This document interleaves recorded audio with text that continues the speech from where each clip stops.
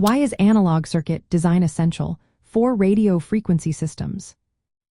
Imagine a world where wireless communication is seamless, reliable, and crystal clear.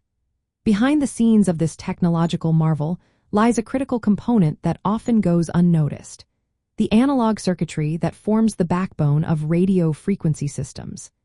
These systems are everywhere, from mobile phones and satellite communications to radar and wireless sensor networks.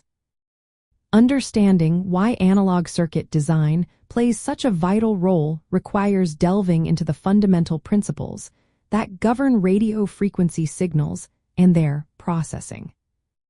Radio frequency systems operate within a specific range of electromagnetic spectrum, typically from 3 kHz to 300 GHz.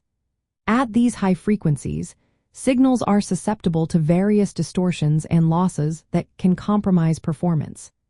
Analog circuits are essential because they handle the initial and often most delicate stages of signal processing.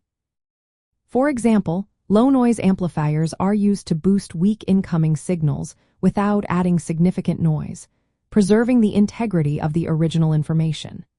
These amplifiers must be meticulously designed to operate linearly at high frequencies, which involves careful selection of components such as transistors and resistors to minimize distortion.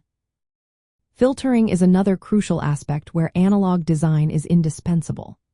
Bandpass filters, for instance, are used to isolate desired signals from unwanted interference. Achieving sharp cutoff characteristics and minimal insertion loss at radio frequencies requires precise analog circuit configurations, often involving resonant circuits with inductors and capacitors.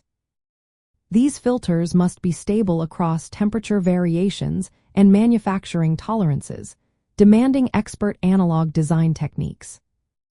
Mixers are yet another example where analog circuitry is vital.